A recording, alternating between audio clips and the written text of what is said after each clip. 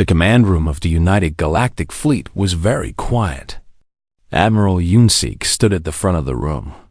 His face showed no emotion. Around him sat officers from 12 different alien species. They all knew why they were here. They all knew what was about to happen. "Cadet Kyle Park," the Admiral said. "Step forward." Kyle walked to the center of the room. He was 22 years old. He had brown hair that was always a little messy.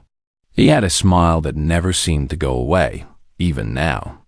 The other cadets called him crazy. His instructors called him a problem. Kyle just called himself optimistic. "You have been assigned to Kethera 7, Admiral Yunsik continued. "Standard reconnaissance mission. 90 days." A soft sound moved through the room. It was the sound of people trying not to react. Everyone knew about Kethera 7. It was not a planet. It was a grave. The atmosphere there was barely breathable. The water was full of parasites. The animals were fast and hungry and smart. In the 50 years since the fleet had discovered Kethera 7, they had sent 19 scouting parties. 0 people had come back. Not one. The planet had a 0% survival rate, and everyone in this room knew it. This was not a mission. This was an execution with extra steps. Kyle kept smiling. 90 days, sir? Should I pack light?" Admiral Yunsik did not answer. He could not look at Kyle directly. There was shame somewhere in his old eyes, buried deep where no one could see it. Kyle knew exactly why this was happening. 3 weeks ago, during a joint training exercise with the Dominion Empire, something funny had happened. The Dominion was proud of their tactical AI. They said it could predict any battle strategy.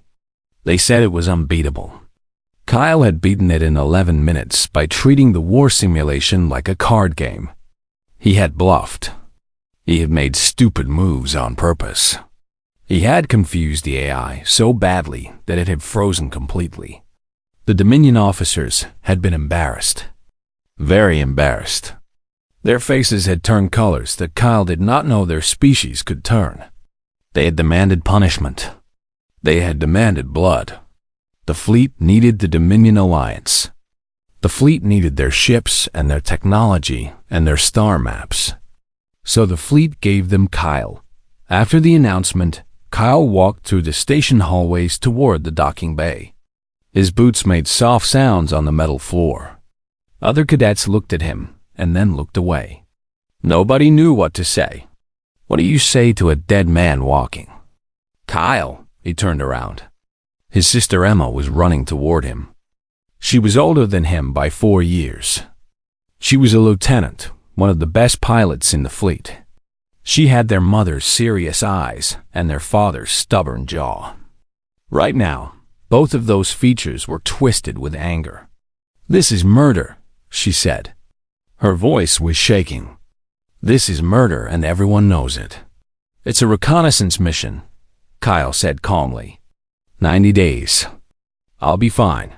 Nobody survives Kethera 7. Emma grabbed his shoulders. "Nobody, Kyle. The planet eats people. I've seen the reports.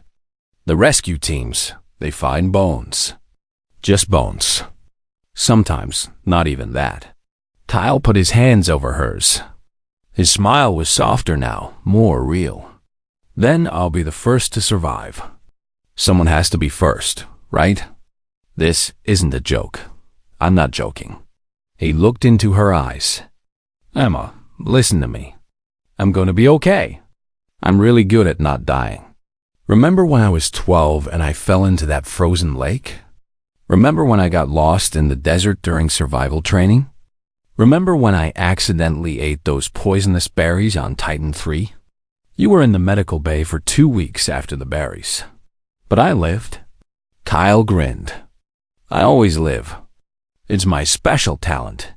Emma pulled him into a hug. She held him so tight that he could barely breathe. He did not complain. He just hugged her back. "I'm going to find a way to get you out," she whispered.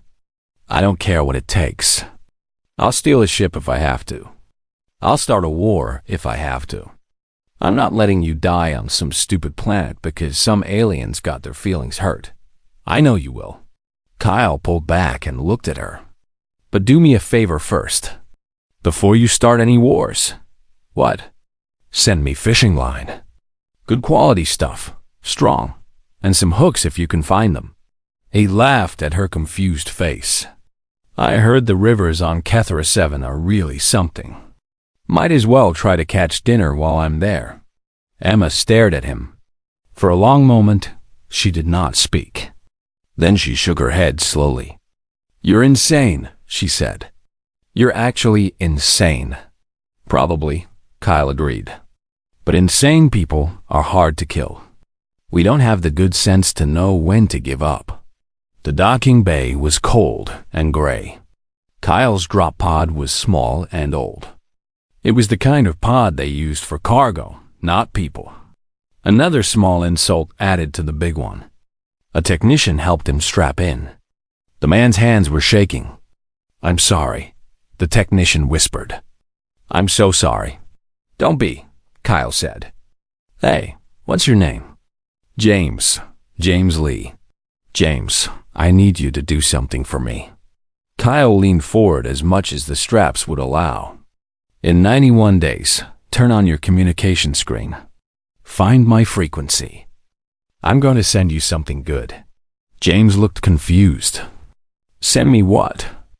Kyle's smile was bright and wild and completely unafraid. A fishing video. I'm going to show you the biggest fish you've ever seen. The pod door closed. The engines fired.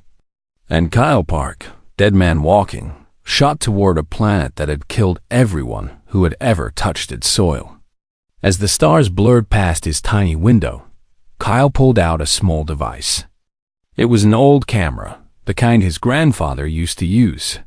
He pressed the record button. Day 0, he said to the camera. Currently falling towards certain death. Weather forecast is bad. Survival odds are worse. But you know what? I've got a good feeling about this. Kethra 7, here I come. Let's see what you've got. He smiled at the camera one more time. Then he put it away and closed his eyes. Somewhere behind him, his sister was already planning a rescue mission. Somewhere ahead, a planet full of monsters was waiting for him. And somewhere in between, in the cold, dark space where logic ended and madness began, Kyle Park was making plans of his own. He was going to survive this. Not because he was the strongest or the smartest or the fastest. He was going to survive because he refused to believe he wouldn't. That was the thing about humans that other species never understood. They were too stubborn to know when they were supposed to die. The pod hit the atmosphere of Kethra 7 like a bullet hitting water. Everything shook. Red lights flashed. Warning sounds screamed in Kyle's ears. The heat shields were failing.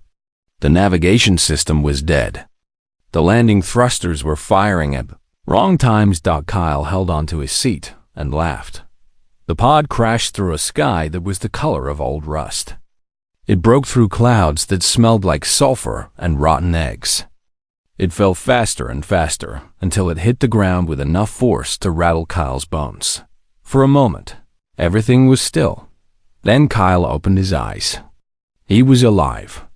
The pod was half buried in thick mud. Brown water was leaking through cracks in the hull. The air that came through those cracks was heavy and wet and hard to breathe. Okay, Kyle said to himself. That could have been worse. He kicked open the emergency hatch and climbed out.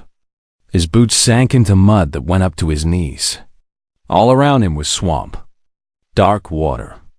Dead trees with branches like skeleton fingers. Fog that moved even when there was no wind out, and sounds. So many sounds. Clicking. Hissing. Growling. Things moving in the water. Things watching from the shadows. Kyle pulled his emergency kit from the pod. It had water purification tablets, a fire starter, a medical pack, some emergency food bars. and a knife that was way too small for a planet like this. "I'm going to need a bigger knife," he said. Something roared behind him. Kyle turned around. 30 feet away, rising out of the swamp water, was a creature. It had 6 legs. It had scales the color of mud. It had a mouthful of teeth that were each as long as Kyle's hand. It had too many eyes, and all of those eyes were looking at him. The creature charged. Kyle did not run. Running in mud was slow. Running from predators was what prey did. And Kyle had decided a long time ago that he was not prey. He grabbed a piece of metal from his broken pod. It was sharp on one end where it had broken off. The creature came at him fast, jaws opening wide enough to swallow him whole. Kyle stepped to the side at the last second. The creature's teeth snapped at empty air. Kyle drove the sharp metal into the soft spot behind its head, where the skull met the neck. The creature screamed. It thrashed. It tried to turn around and bite him. Kyle held on. He pushed the metal deeper. He twisted it. The creature fell. It twitched for a few seconds. Then it stopped moving. Kyle stood there, covered in mud and blood and swamp water. His heart was beating fast. His hands were shaking, but he was smiling. "Welcome to Cathura 7, he said to the dead creature. "Nice to meet you too." He spent the next 3 hours cutting the creature apart. The meat would last him a week if he dried it properly. The scales could be used as armor. The teeth would make good knives. Nothing would go to waste by the time the sun started to set. Kyle had found a cave system in a rocky hill near the swamp. The caves were dry. They had only one entrance, which was easy to defend. And they were empty, which meant nothing else had claimed them yet. He built a fire using chemicals from his emergency kit. He cooked some of the creature meat. It tasted terrible, like fish mixed with dirt, but it was food. Food was good. After eating, he took out his camera. "Day 1 on Cathura 7, he said, looking into the lens. "Weather report, hot, humid, smells like death. Wildlife report, tried to eat me within 30 seconds of landing. Current status, still alive, which is more than I expected. Food situation, I'm eating something that looks like a crocodile had babies with a spider. It tastes like regret. Rating for today, 6 out of 10. Could use better Wi-Fi and maybe some salt." He turned the camera to show the cave, the fire, the strips of meat drying on a rack he had built from branches. "Anyway, that's day 1. If anyone is watching this, hi. I'm not dead yet. I'll try to keep it that way." Kyle out. He slept that night with his back against the cave wall and his knife in his hand. Things came to the cave entrance during the night. He heard them sniffing. He heard them growling. But they did not come in. Maybe they could smell the dead creature on him. Maybe they were afraid of the fire. Maybe they were just not hungry enough yet. Morning came. Kyle was still alive. Day 2 was about exploration. He needed to know his territory. He needed to know where the water was, where the food was, where the dangerous things lived. He walked for hours, making a map in his head. The planet was trying to kill him in 100 different ways. There were plants with thorns that had poison in them. There were insects that traveled in swarms and could strip meat from bones in minutes. There were holes in the ground that led to underground lakes full of creatures with no eyes and too many teeth. Kyle learned fast. He had to. Learning slow meant dying. Day 3 changed everything. He was walking through a forest of trees, with blue bark when he found the nest. It was made of leaves and mud and bones. Most of the eggs inside were broken. Something had attacked this place. Something had killed the mother and destroyed her children. But one egg was still whole. Kyle picked it up carefully. It was the size of his head. It was warm. Through the shell, which was almost clear like glass, he could see something moving inside. Something weak. Something dying. Common sense told him to leave it. Food was hard to find. Adding another mouth to feed was stupid. The creature inside could be dangerous. It could grow up and eat him. Kyle looked at the egg for a long time. "Ah, forget it," he said. He carried the egg back to his cave. He built a nest from soft leaves and his own spare clothes. He kept the egg warm with fire and with his own body heat when the fire got too low. He stayed awake for 2 days, watching, waiting. On the third night, the egg cracked. The creature that came out was small. It was about the size of Kyle's forearm. It had 4 legs and a long tail that ended in something sharp. It had scales that changed color, going from red to blue to green as it moved. It had eyes that looked up at Kyle with something that seemed like understanding. It was wet and weak and shaking. It made a small sound, almost like a question. Kyle picked it up gently. He held it against his chest where it could feel his heartbeat. The creature stopped shaking. Its scales turned a calm blue color. "Hey there, little guy," Kyle said softly. "You're okay. You're safe now." The creature made another sound. This time it sounded almost happy. Kyle thought for a moment. "I'm going to call you Biscuit, because you're small and I'm hungry, and that's the first food word that came into my head. Is that okay with you?" Biscuit chirped. "Biscuit, it is." Outside the cave, the planet was full of monsters waiting to kill them both. The night was full of sounds that promised death. The odds of survival were still basically 0. But inside the cave, next to a small fire, a human and a strange creature were beginning something new. They did not know it yet, but they were becoming family. And family, as Kyle would soon learn, was the best weapon against any planet. Biscuit grew fast. Faster than Kyle expected. Faster than anything should be able to grow. In the first week, Biscuit was the size of a dog. By the end of the month, Biscuit was the size of a horse. The little creature that had fit in Kyle's arms was now big enough to carry Kyle on its back, and Biscuit was hungry. Very hungry. Kyle spent most of his days hunting now. Not just for himself, but for his growing companion. Biscuit could eat half its own body weight in meat every day. At first, Kyle was worried. He could not keep up. The planet would run out of food before Biscuit was done growing. But then, Biscuit started hunting too. The first time it happened, Kyle was chasing a small creature through the forest. The creature was fast. Kyle was not going to catch it. He was about to give up when Biscuit shot past him like a missile made of scales and muscle. 1 second, the prey was running. The next second, Biscuit had it in its jaws. Biscuit brought the dead creature to Kyle and dropped it at his feet.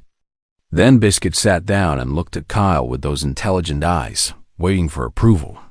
Kyle laughed out loud. "Good boy. Good Biscuit. Who's a good murder machine?" "You are. Yes, you are." Biscuit's scales turned bright purple. Kyle had learned that purple meant happy. From that day on, they hunted together. Kyle would find the prey and point the direction. Biscuit would chase it down. They would share the food. They made a good team. But hunting was not the only thing Biscuit was good at. One night, Kyle woke up to the sound of growling. Not Biscuit's growling. Something else. Something outside the cave. Kyle grabbed his knife and moved to the cave entrance. In the moonlight, he could see shapes moving. 3 of them. They were the size of bears, with long claws and flat heads. Ambush predators. They had found his cave. They had found his scent. They were coming to eat him. Before Kyle could react, Biscuit moved. The creature that Kyle had held in his arms just weeks ago was now a monster in its own right. Biscuit hit the first predator with enough force to break bones. The second predator tried to bite Biscuit's neck. Biscuit's tail whipped around and cut the predator nearly in half. The third predator tried to run. Biscuit caught it before it could take 3 steps. The fight was over in less than 20 seconds. Biscuit walked back to Kyle and rubbed its head against his chest. making a low rumbling sound. The creature's scales were slowly changing from angry red back to calm blue.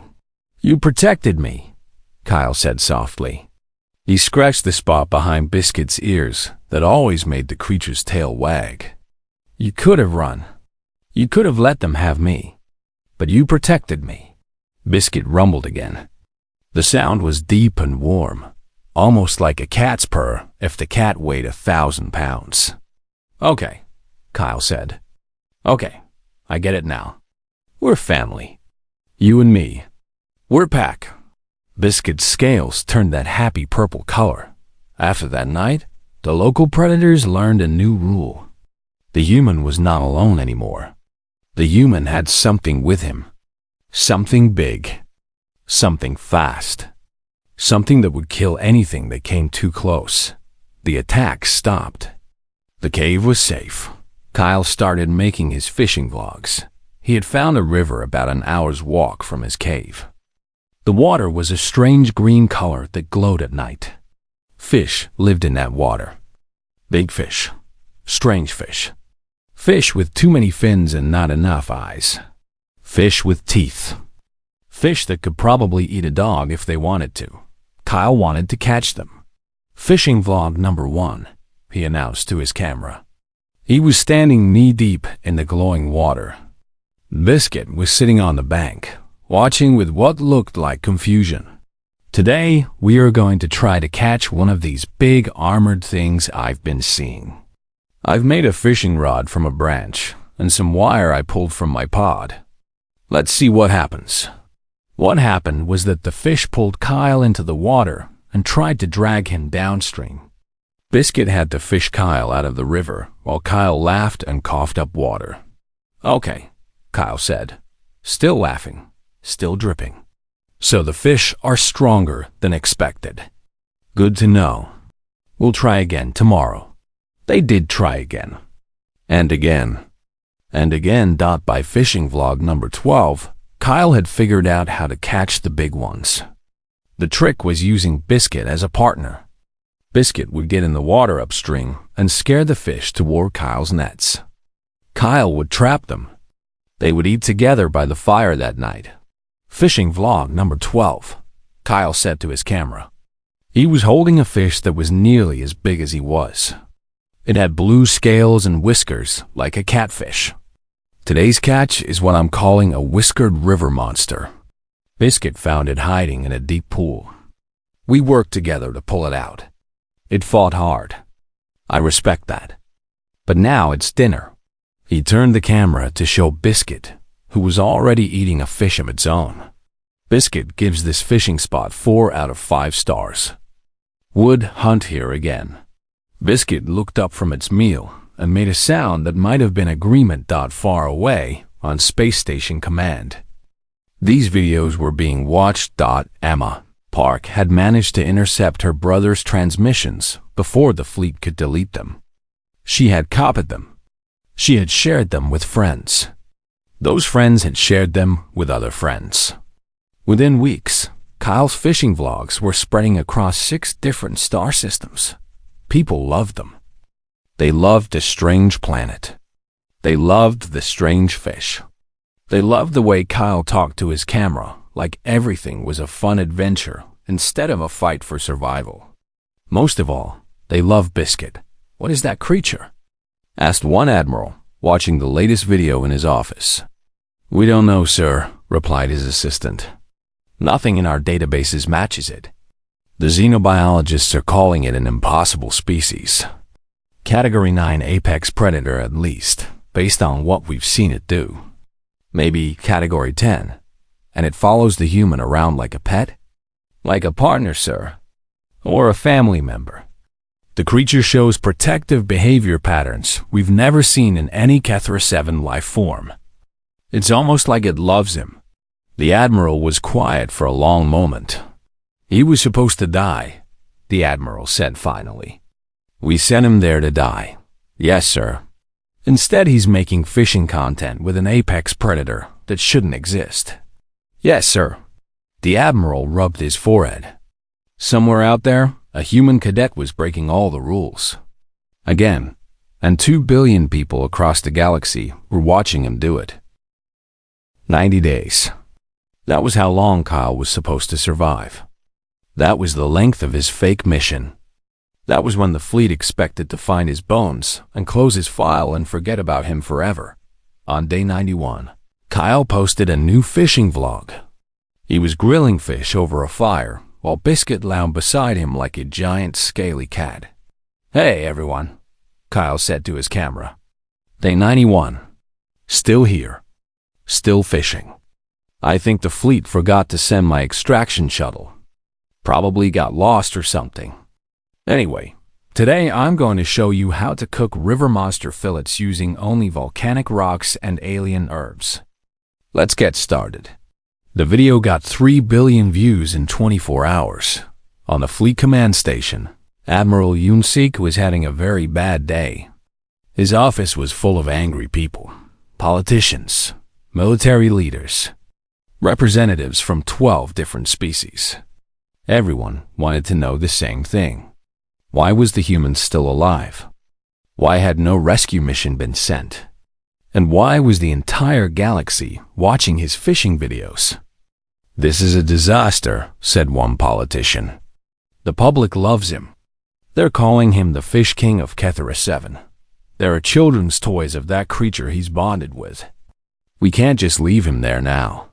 We could claim it was always a long-term mission," suggested another. "Don't be stupid. The Dominion officials are already giving interviews.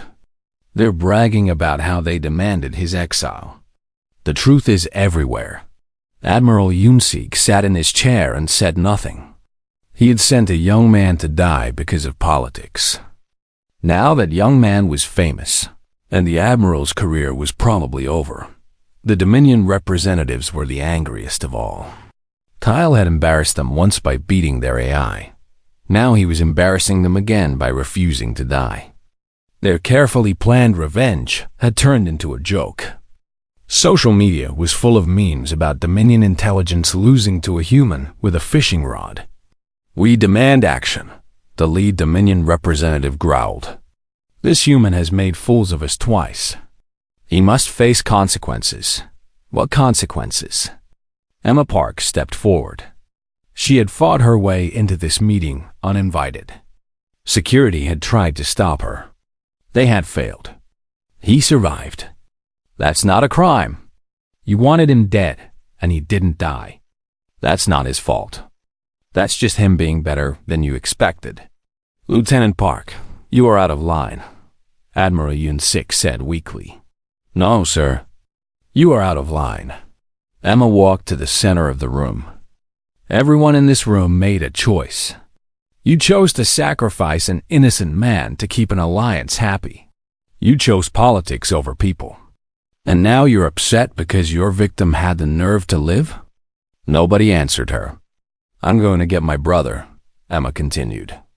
"I'm taking a ship and a crew, and we're bringing him home. Anyone who tries to stop me can explain to those 3 billion viewers why they think Kyle Park should stay on a death world." She turned and walked out of the room. Nobody followed her. Nobody tried to stop her. The rescue mission left 12 hours later. Emma had expected to go alone. Instead, she had volunteers. Lots of volunteers. Human officers who were tired of fleet politics. Alien crew members who had become fans of Kyle's videos. Even a few scientists who wanted to study Biscuit. The ship was called the Homeward Star. It was old, but fast. It crossed the distance to Kethera 7 in 6 days. Emma was the first one off the ship when they landed. She had spent 6 days imagining what she would find. A skeleton. A grave. Her brother's body torn apart by monsters. She had prepared herself for the worst. She was not prepared for what she actually found. Kyle was sitting by a river. Biscuit was in the water, splashing around like a giant puppy. Kyle was holding a fishing rod and humming to himself.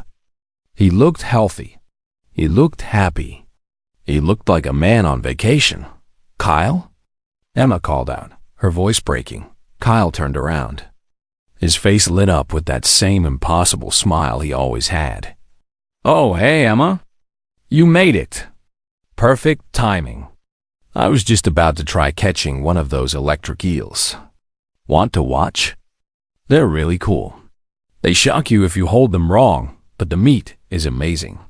Emma stood there, her mouth open but no words came out. Behind her, the rescue crew was staring at the giant creature in the river. Biscuit had noticed the newcomers and was watching them with narrow eyes.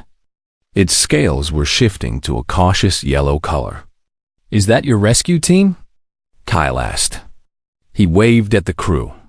"Hi, everyone. Welcome to Kethra 7. The weather's nice today. Only 3 things tried to kill me this morning." Emma walked forward slowly. She felt like she was dreaming. Her brother was alive. Not just alive, but thriving. He had made this death world his home. How?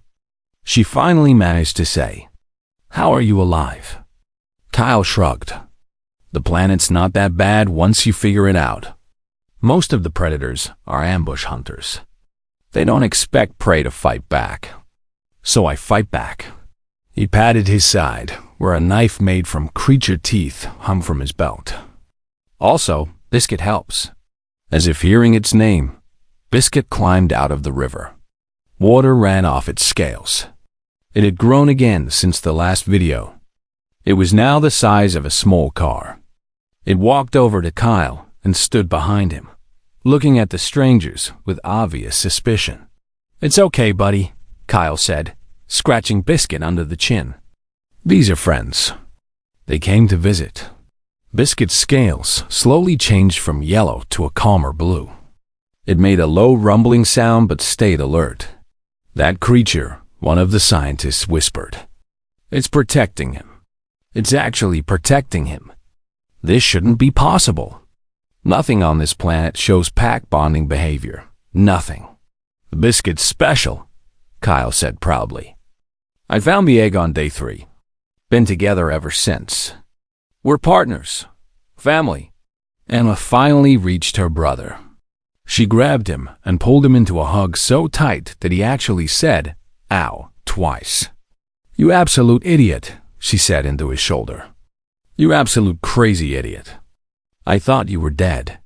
I spent 90 days thinking you were dead. Sorry about that." Kyle hugged her back. "I tried to send messages, but I don't think the fleet was sharing them." "I know. I intercepted them." Emma pulled back and looked at him. Her eyes were wet. "The whole galaxy has been watching your fishing videos. You're famous, Kyle. Really famous." "Really?" Kyle looked genuinely surprised. "People like the fishing stuff?" "They loved it. They love you. They love Biscuit. You have fan clubs." Behind them, Biscuit made a sound that was almost like a question. Kyle laughed. "Hear that, buddy? You're a celebrity." Biscuit tilted its head. Then it walked over to Emma and sniffed her carefully. After a moment, its scales turned a light purple. It had decided she was okay. "I think Biscuit likes you," Kyle said. "That's good. Biscuit doesn't like most people." Emma looked at the massive creature beside her. Its head was at her shoulder level. Its teeth were the size of her fingers. But its eyes were looking at her with something that almost seemed like curiosity rather than hunger. "Hi, Biscuit," Emma said carefully. "Thank you for keeping my brother alive." Biscuit rumbled softly. It was a warm sound, an approving sound. Behind them, the sun was beginning to set. The sky turned colors that had no names in human languages.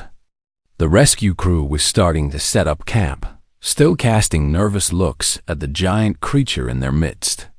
"So," Kyle said, putting an arm around his sister's shoulders. "Want to stay for dinner? I make really good grilled fish now. I've had a lot of practice." Emma laughed. It was the first time she had laughed in 90 days.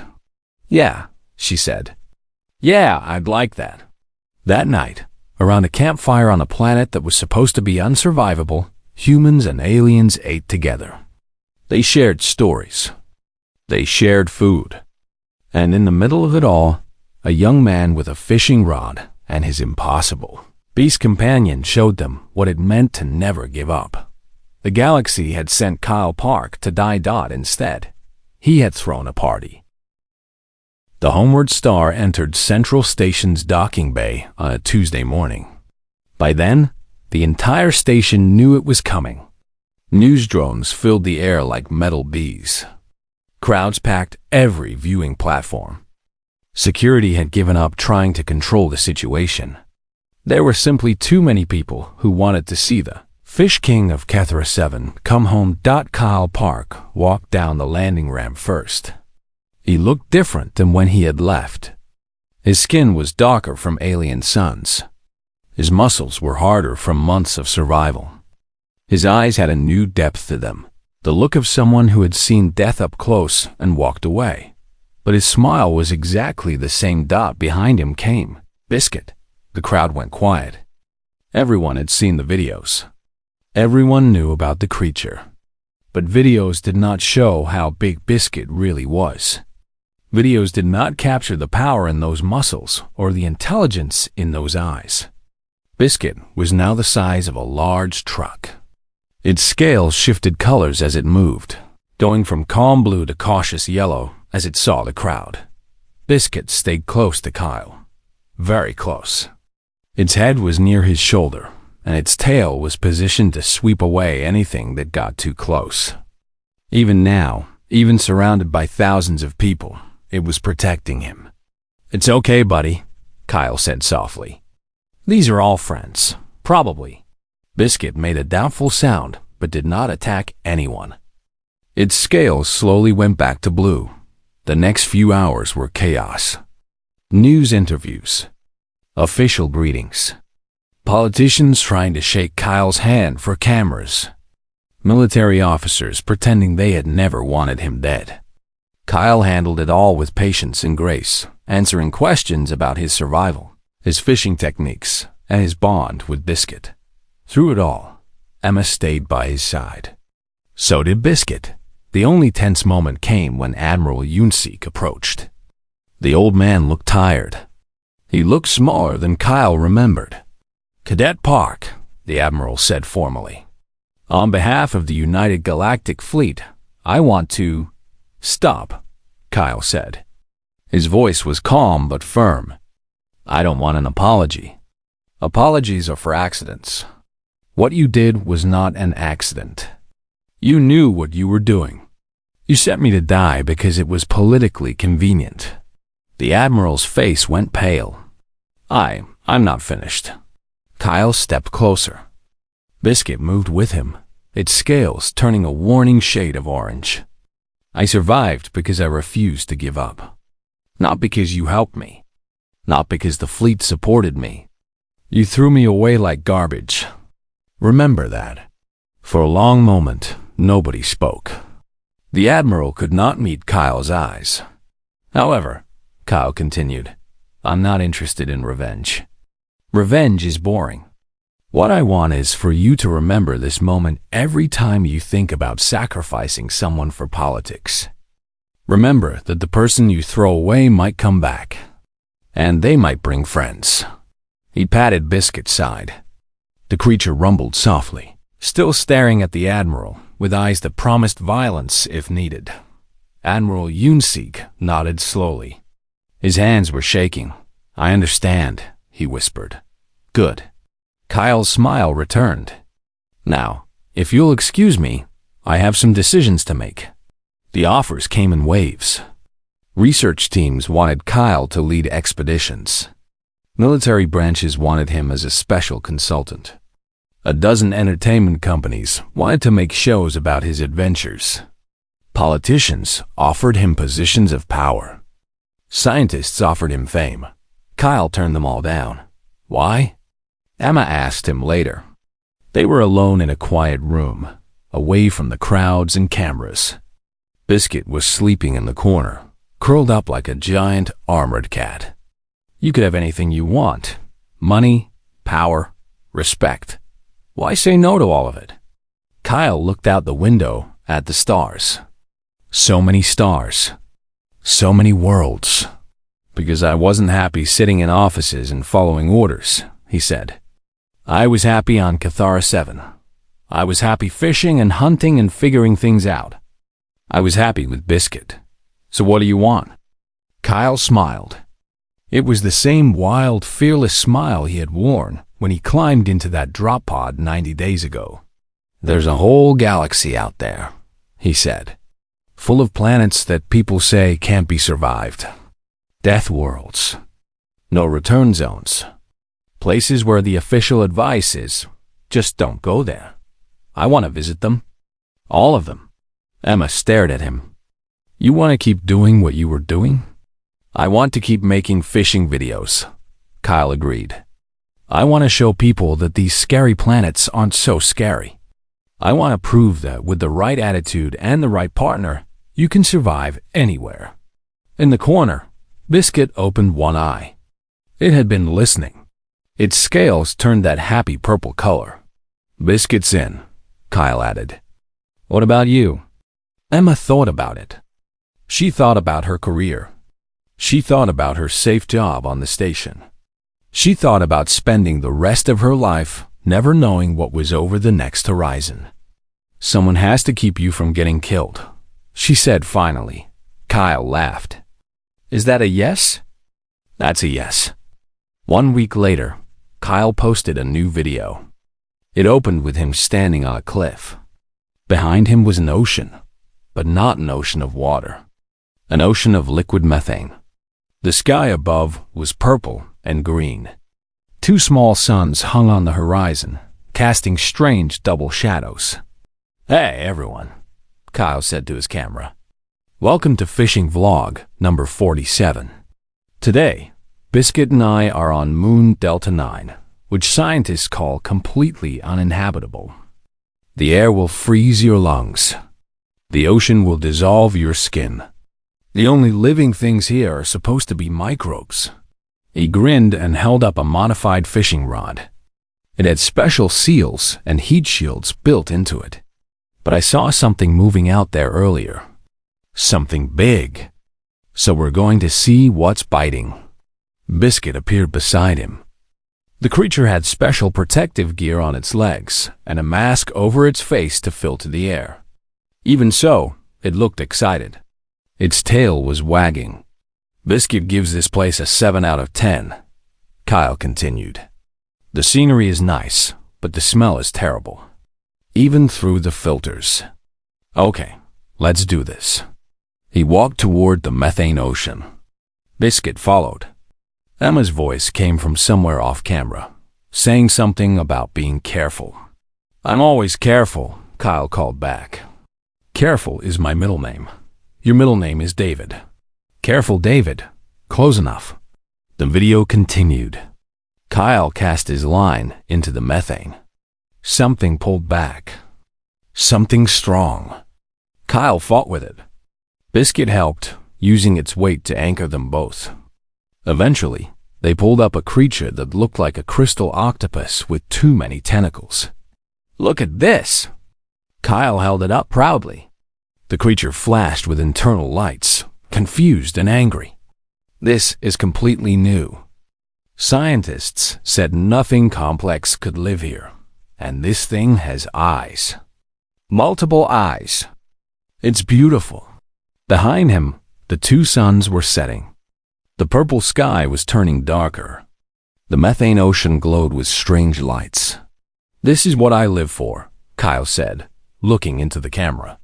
His eyes were bright with joy. Finding the impossible. Proving the experts wrong. Showing people that the universe is way more amazing than we think. He put the crystal octopus back in the methane. It swam away quickly, its lights flashing with what might have been relief. That's all for today's vlog. Next week, we're heading to a planet with acid rain and gravity storms. Should be fun. Until then, keep fishing, keep exploring, and never let anyone tell you something is impossible. Kyle out. The video ended. Within 12 hours, it had 4 billion views. Somewhere in the galaxy, A young man and his beast companion were flying toward the next impossible planet. Somewhere behind them, a trail of broken expectations and proven doubters stretched across the stars. And somewhere in the future, there were a million more adventures waiting to happen. They had sent Kyle Park to die. Instead, they had created a legend. And he was just getting started.